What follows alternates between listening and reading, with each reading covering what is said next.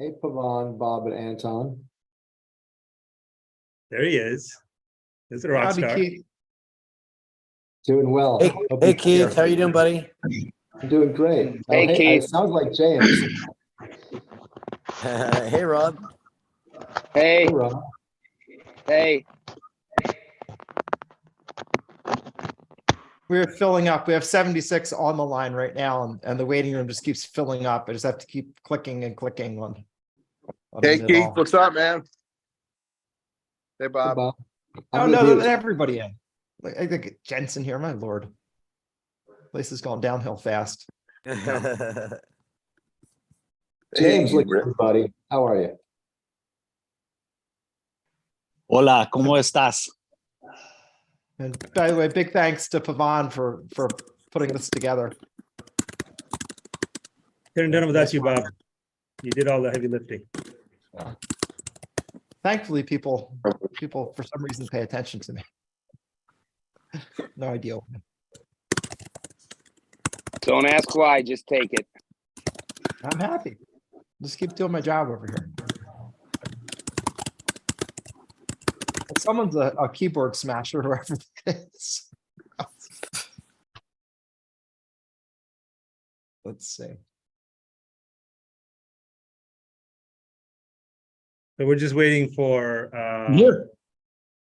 Vivek's team to come on. Oh, hey. All right. You. Excellent. So quick intro. It's the end of the hour. Quick intro. So I've been really busy building Angel AI and I haven't paid any attention to the election cycle. But somehow I found myself at the Nixon Library 2 weeks ago, and there I was, the skinny guy from Puerto Rico with a funny name. And I walked up to this other skinny guy with a funny name and asked, "Could you please spare a few minutes to speak with my friends and neighbors?" Vivek replied with the coolest thing I'd ever heard. He said, "Every opportunity to speak with my fellow Americans is my honor. Ladies and gentlemen, presidential candidate, Mr. Vivek Ramaswamy." It's good to talk to you guys. And Pavan, I'm just making sure you can hear and see me well. Yes, sir. Awesome. Awesome. Well, it's great to meet all of you in this context. And, I'm excited to have a conversation. I see a couple of familiar faces from the tennis court. Ron, it's good to see you. Hope you're doing well. And others who I haven't seen in years, but it's good to reconnect everybody. Congratulations, you're doing a great job. I appreciate that. It's good to bring people back from prior phases of life and many more new faces together as well. I'll share with you a bit of background for those of you who don't know me, which I think is still most of you. My parents came to this country 40 years ago with literally no money in their pocket. Maybe many of you have parents who were in similar circumstances. I've gone on in a single generation to found multi-billion-dollar companies, to marry my wife Apurva, who's next door as we're traveling here, raising our two sons, following our faith in God. That's the American dream. And I am genuinely worried that American dream is not going to exist for our two sons and their generation unless we all actually do something about it. And that's not just the next president. It is going to require each of us to do our part. But in this run, I'm doing mine. And I think what I see going on in this country is we're in the middle of this identity crisis, national identity crisis as Americans. Faith, patriotism, hard work, family, the things that used to ground us, they have disappeared. That leaves this black hole, this moral vacuum in our hearts. And the problem is when you have a black hole that runs that deep, that is when poison fills the void. And I'm going to be honest, I think as conservatives, we sometimes obsess a little too much over the poison without actually asking ourselves, what is our own vision instead? We have been running from something for a long time. I think now is our moment to actually start running to something, right? Wokeism, transgenderism, climatism, COVIDism, globalism. We can go down the list. And I've done a lot of this in the books I've written in the last several years, in my advocacy across the country, in my time after my journey as a biotech CEO. That's a lot of what I've been focused on. But I think where I've landed, And I think what animates this presidential campaign is that's just symptomatic therapy, playing whack-a-mole. If the left fills that vacuum with race, gender, sexuality, climate, I want us talking more about the value of each individual, the family, nation, God. Individual, family, nation, God, that beats race, gender, sexuality, and climate if we can actually stand for something. And I just think this is our moment, not as conservatives, but as Americans, to fill that national identity void with the things that set this nation into motion, the ideals that this nation was founded on. Meritocracy, the pursuit of excellence. That's why I want to end affirmative action in every area of American life. The rule of law. I say this as the kid of legal immigrants. That's why I want to use our own military to secure our own southern border. Self-governance over aristocracy. This radical idea that the people we elect to run the government ought to be the ones who actually run the government. Well, you know what? That's part of why we have to shut down the unconstitutional fourth branch. When there are government agencies that should not exist, from the FBI to the IRS, to the ATF, to the CDC, to the Nuclear Regulatory Commission, to the US Department of Education. We can't just incrementally reform them. That's certainly my view. I think we can get in there and shut them down. That's how you revive an economy. That's how you revive a three-branch constitutional republic. These aren't actually black ideas or white ideas or Democrat ideas or Republican ideas even. I think these are fundamentally pro-American ideals. And I do think the choice we face in this primary is, do you want incremental reform, in which case somebody else is your candidate, or do you actually want a revival of the American Revolution and its ideals? And I stand for the side of reviving those ideals of the American Revolution, those 1776 ideals. And I'll say this in closing before opening this up to, more of a conversation with you all. I think the issue with my generation, with all of us, but certainly my generation, is that we were taught to celebrate our diversity and our differences so much that we ended up forgetting all of the ways we're really just the same as Americans. E pluribus unum. It used to be the creed of this country, and it was, for all of my youth in country, from many, one. And for me, one of those ideals at the top of that list is what many of you embody. It's why I'm grateful to be talking to you all. People who have lived the American dream as I have. That idea that no matter who you are or where your parents came from, or what your skin color is, or how long your last name is, that you get ahead in this country with your own hard work, your own commitment, your own dedication, and that you're free to speak your mind at every step of the way. That's the American dream. That's what we're running to. And I am confident that, and I'll get to this part, with your help, we can actually still yet revive this nation. And that's why I believe we're going to be successful, not just in winning this election, but in leading a national revival that I think we're overdue for. So with that, Pavan, I'll hand it over back to you to coordinate the way we're organizing the conversation. But I'm grateful to all of you for taking such an interest in this. Happy to address any and all questions. I think nothing's off limits. We have to be able to speak openly and freely. That's what it means to be American. So let's open this up and let's have an authentic conversation.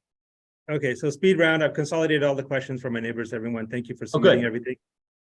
So here we go. First question. AI clearly has massive potential for America's economic growth, but big tech is fear-mongering about AI and calling for a new regulatory body staffed by their cronies. Is artificial intelligence to be feared and regulated? I think it's the mistake of any industry that wants to self-regulate is just an industry that wants to erect barriers to new entrants. So I'm going to give you my quick skinny down on AI against the backdrop of, by the way, AI policy being set by a vice president who I think quite literally cannot spell AI. I think that that's actually the current state of where we're at. You have a lot of people that are prone to capture. That's a great person.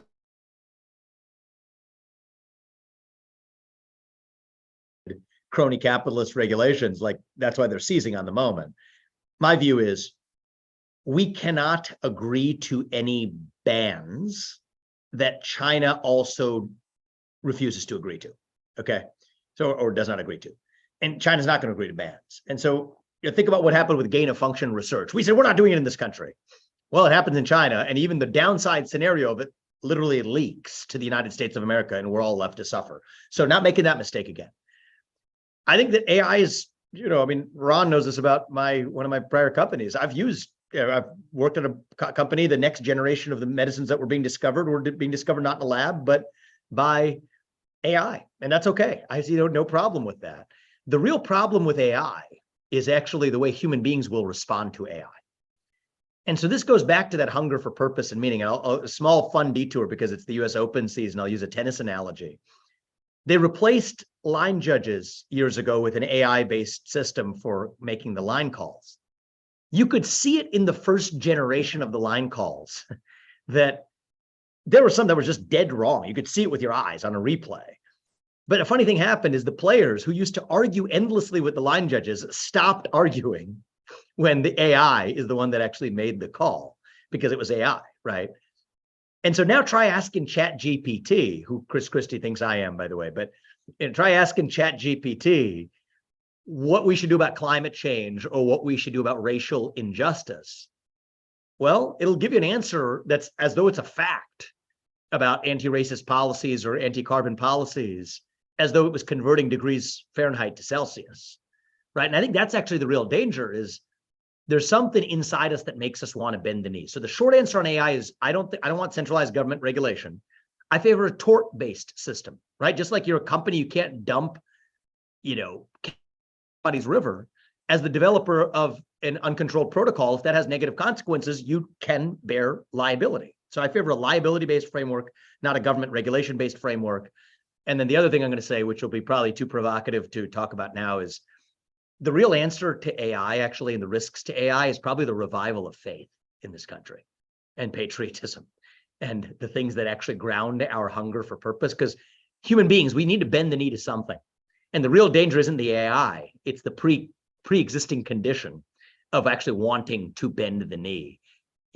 Bring back faith. That's our best immunization against the risks of AI. And if that sounds like I'm talking crazy man talk to you, then so be it. I still stand by it, but that's a longer conversation for another day. Okay, so next question. Will you direct the FHFA and Treasury to recapitalize and release Fannie and Freddie, consistent with the Brookings Institute plan that all Republicans support?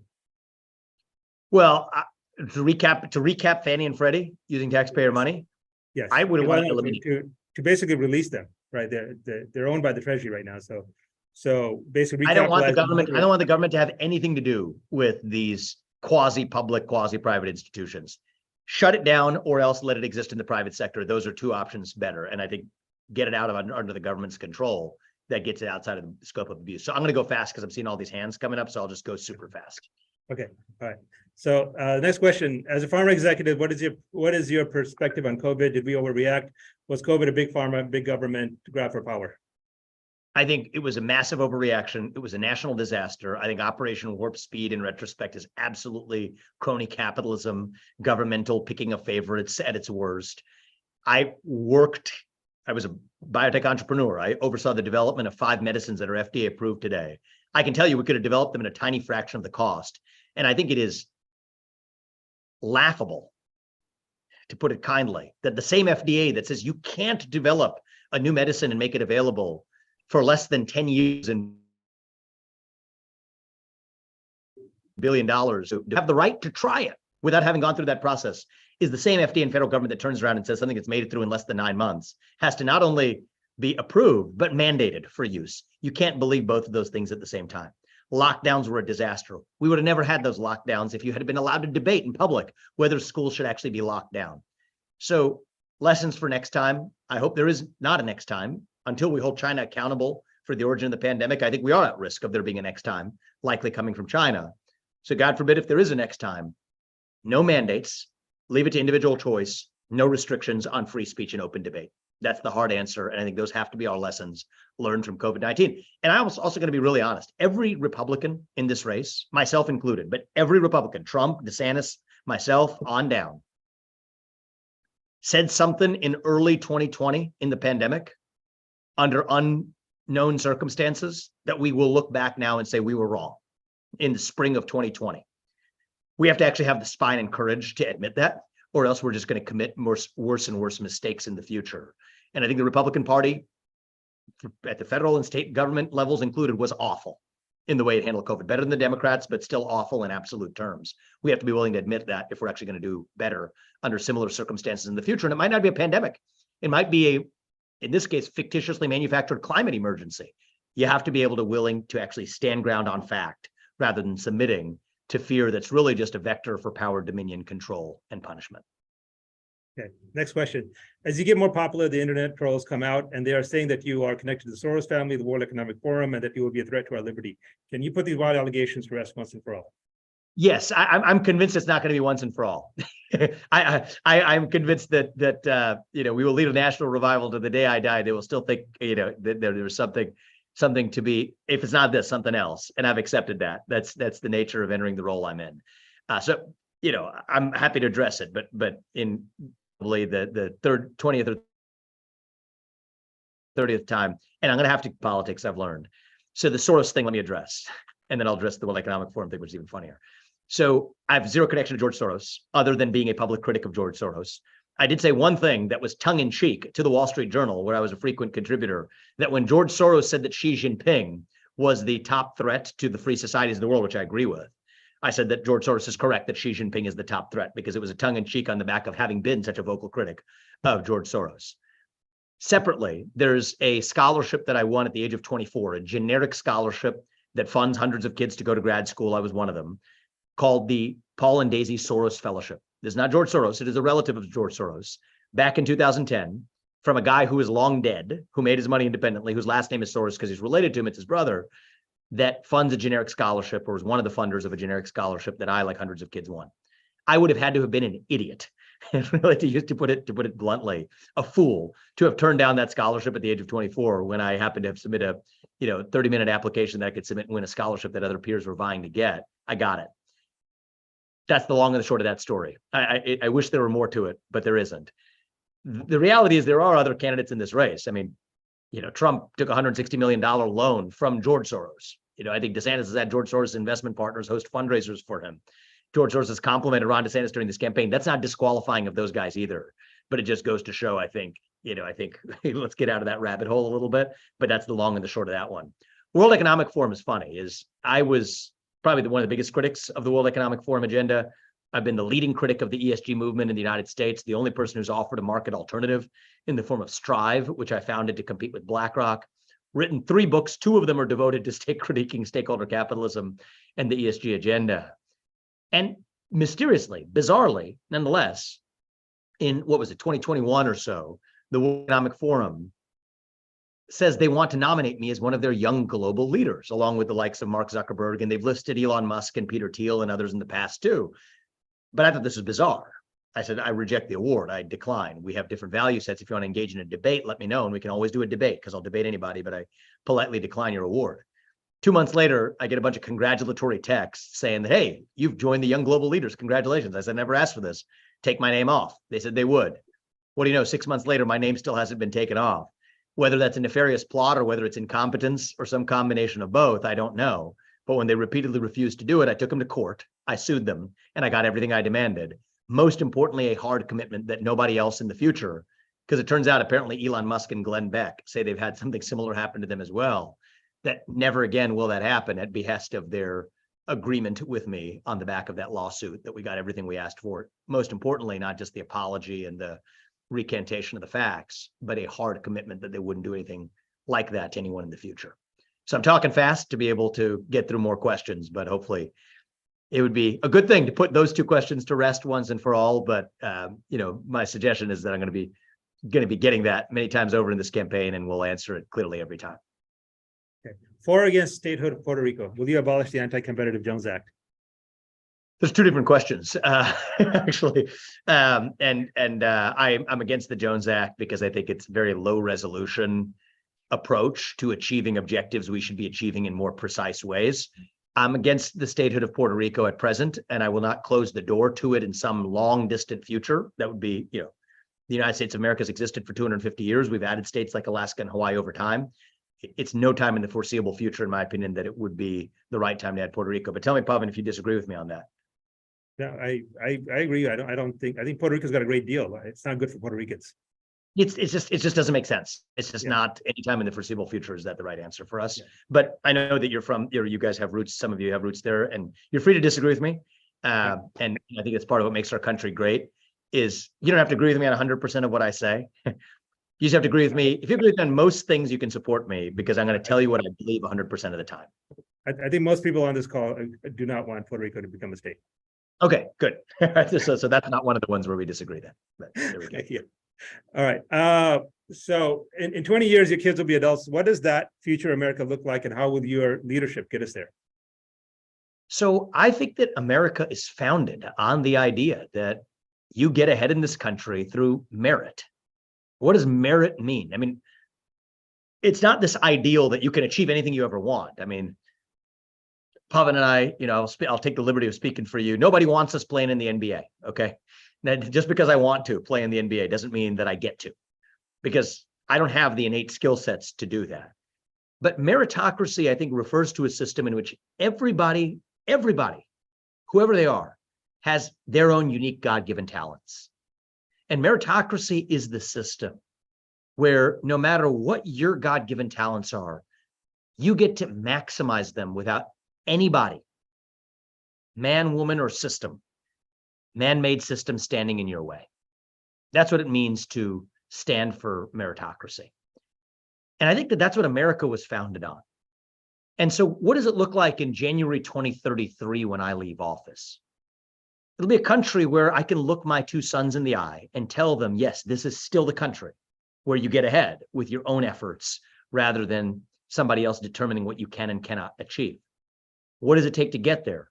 We'll once again have 3 branches of government, not 4 in this country. We'll shut down the unconstitutional administrative state. We will shut down many executive orders like 1146 that created race-based quota systems in the private sector if you do business with the government. But shutting down that managerial bureaucracy is a big part of reviving our national soul. And we'll have a 75% headcount reduction in the federal government by the time I leave office in 2033. We'll no longer be dependent on our enemy, Communist China, for our modern way of life. We will, once again, I think, be growing at the fastest rate, GDP growth, one of the fastest rates, if not the fastest in the developed world, because we embrace capitalism and success instead of apologizing for it. But I think most importantly of all, we will, I think, be successful in reviving national pride in this country. That my two sons and their generation will once again be proud, unapologetically, without self-flogging and wearing a hair shirt to apologize for success. No, we will once again be proud to be Americans, citizens of this nation, not some nebulous global citizen fighting climate change, but a citizen of this nation, the United States of America, which actually will mean something to us again. And that much I know I can actually achieve and deliver as the next president. I'm convinced of that. There's a lot else that requires Congress and that I want to get done. Repeal and replace Obamacare was a slogan, of a prior presidential cycle in 2016. Didn't get done because I can't promise you what Congress is or isn't going to do, but I can tell you what I will do as the leader of this country, as the voice for the next generation of what it means to be an American, and as the person who actually runs the executive branch of the government. That much we can get done. The next question is from Rob Nelson. The New York Times called him the original spokesperson for Generation X, and he hosted a show on Fox News and worked closely with President Bill Clinton. Rob, go ahead. Please unmute. Hey, Vivek, thank you. Thanks for being here. So, Vivek, I relate to you in that I'm a generation ahead of you. I was, a Gen X leader, and I watch you, and you're that next generation coming loud, clear, in an authentic way that differentiates you from everybody else, the way Bill Clinton was in his generation. Bill Clinton said to me once as president, he got really frustrated. I can't do anything I want. It's not that easy. So when you're president, and I'm asking you to sort of address this to us like you're talking to your wife or your close friends, your biggest challenge won't be policy in my mind. It will be leadership. And our country is dying for leadership. So transparency and leadership. How do you actually, in a meaningful way, not a soundbite way, how do you actually be that leader? You've been it in your own life. You've been it in the tech industry. How do you do that in a way that actually can work for all Americans right now? And honestly, if you can answer that like the way, not a sound bite, but actually what you would tell your wife, because I know you think about this every night. And thanks again for taking the time. I appreciate that, Rob. That means a lot. I think that, I mean, if, let's say 4 of us in the room here, my first reaction is, of course, everyone's first reaction is this, but it's my first reaction too, to be honest with you, is like, I think we're already running this campaign in accordance with that vision, right? I mean, look at the way, you know, we're bringing young people along in droves. 40% of my donors, of the 80,000 plus donors or whatever we have, 40% of them are first time ever donors to the Republican Party. That's unheard of. And the normal number is 2%. Why? We're going to places like the South Side of Chicago or Kensington in the middle of Philadelphia. Yes, I'm an America First conservative, but that means putting all Americans first, not a bunch of Ukrainian government officials who are using U.S. taxpayer dollars to pay, but actually Americans from Maui to Chicago to Kensington, not even places where traditional Republicans go. No state left behind, no city left behind, no American left behind. Build a multi-ethnic working class coalition that stands for shared American values. That's what we're in many ways already doing in this campaign. I'll talk to anybody. I mean, actually, shortly before I chatted with Pavan for 5 minutes this morning because I wasn't sure if I was going to have video capability, but I'm glad this worked out. I thought it was just going to be audio. And so Pavan, if something peters out, let me know and we'll just switch to audio. But right after we spoke, I got on with TMZ, right? And I was a half-hour sparring session with TMZ. My policy in this entire campaign, if you guys have seen some of the interviews I've been doing, is it's literally talk to everyone, right? I can't sit across the table from Xi Jinping if I'm not willing to sit across the table from Chuck Todd at NBC, which is what I did yesterday. And there are other candidates in this race and good people, right? I'm going to need, I don't want to bash the other candidates in this race. They're good people. I'm going to need them to play their respective roles. But there are other candidates who have said they won't talk to NBC News because NBC News is not nice to them. I think that is a clear marker of the fact that then you're not ready to sit across the table from Xi Jinping. College campuses that we travel to. So I think that my commitment, what I will give you as my commitment is not just in this campaign. It is when we lead this nation, we will respect free speech, not just as a talking point to a bunch of people who agree with us, but I believe in free speech, especially for the people who disagree with me. When that woman in Ottumwa, Iowa, walked in and was like screaming in the middle of our event and security's escorting her out, I brought her up and said, I want to hear from you. And when I lead this country as president, we will do that on a scale even greater than we do on this campaign, because the thing that unites us as Americans is you get to speak your mind, and you do, and you do, and you do, and you do too, as long as I get to in return. That's the American bargain. That is what unites us. And that will call the bluff on the artificial division. One of the things I've learned is if you look at media or social media, we're badly divided. Go to Iowa, to New Hampshire, to Ohio, to California, to the South Side of Chicago, where, by the way, they favor my border policies more strongly than most Republican audiences I've talked to, because they're turning their high school into an encampment of migrants where they're spending $7,000 per month per migrant with sneakers and baby formula that people in that community have been struggling to get. Turns out that the division is, I think, in many cases manufactured. You know, we can disagree about corporate tax rates being high or low. Those are details. But on the basic rules of the road, I think 80% of this country agrees on it. And half the 20 are people younger than me who never learned those ideals in the first place. We're going to bring them along too. And so I guess that's a long way of saying, you purposely guided me towards not relying on talking points and talking like I'm talking to my wife here. But I guess my reaction is, look at the way we run this campaign as the best evidence for how we will run this country. And I think you can use that not just for me, but for anybody else in this race too, right? And I think that is probably the best evidence you have. And do we have room to do better? Yes, we will.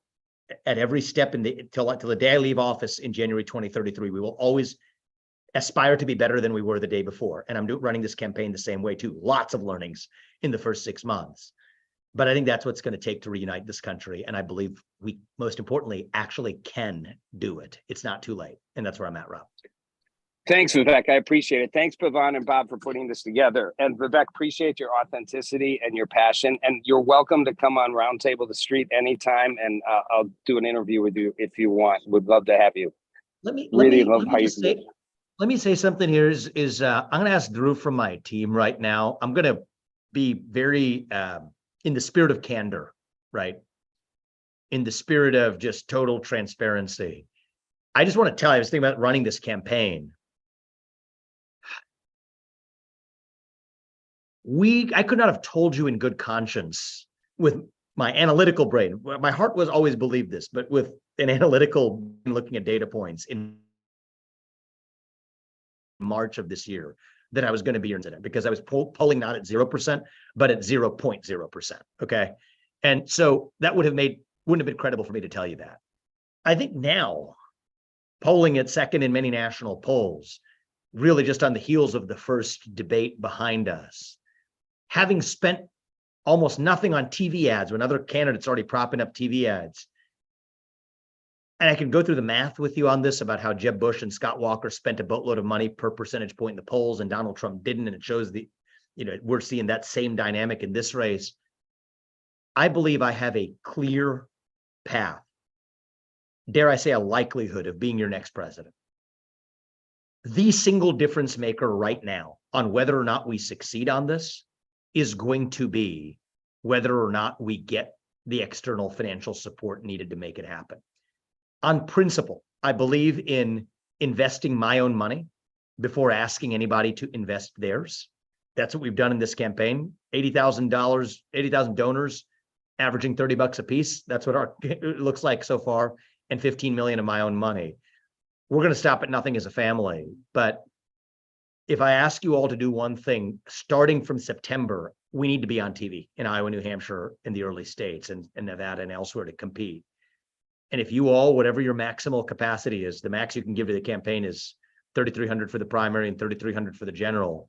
If you give $6,600 today, you get $3,300 back. If I don't win, I don't intend to refund that money. Put the maximal amount you're able to in the, we'll put the link in here now. Dhruv, if you want to stick it in the chat, it's vivek2024.com. You can go there. I promise you, I will not make that ask lightly. If you all do your part, Apoorva and I will do ours. Pavan just stuck it into the link, and I just wanted to very earnestly answer your question honestly, Rob, but this is part of my being honest. I think that will now be, it wasn't 3 months ago, but now that is the difference maker of whether or not we're going to succeed in this campaign. Do you have time for one more question? We'll take one more, Pavan. Thank you. Okay. Peter Schiff. Oh, hey, let me just put my video back on so you can see who you're talking to. Hey, Hi, Vivek. good to see you, Peter. Yeah, I want to apologize in advance. I mispronounced your name on multiple occasions. Sorry about it.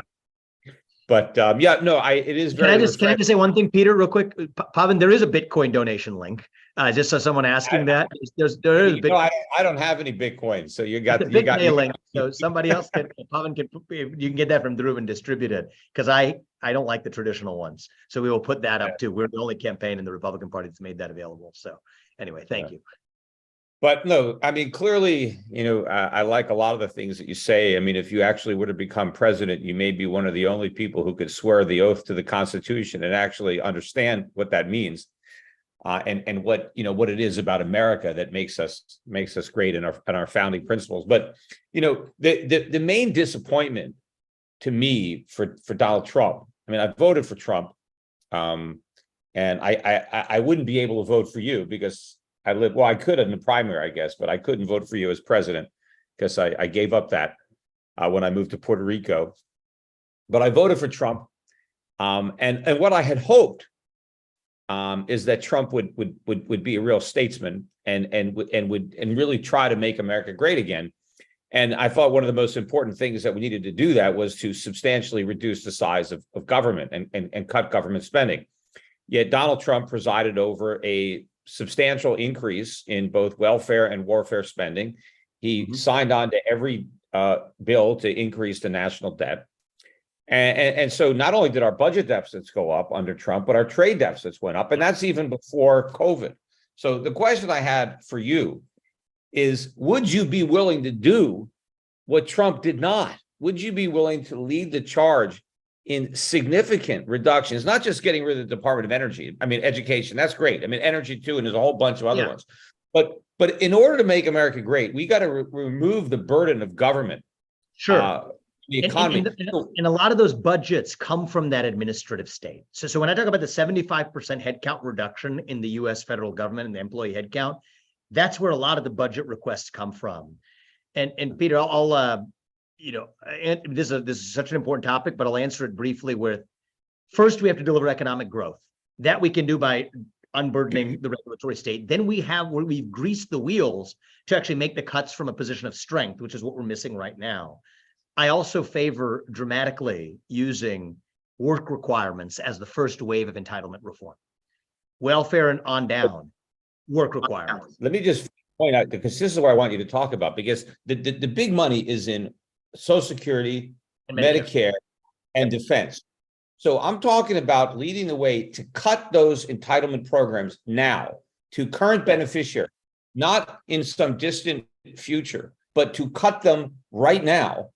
And also, and this might be a little bit more controversial, but I think our $33 trillion national debt is already unpayable, and that we've been able to survive with artificially low interest rates that have damaged the structure of the economy, that any real recovery needs to have higher interest rates that we cannot afford.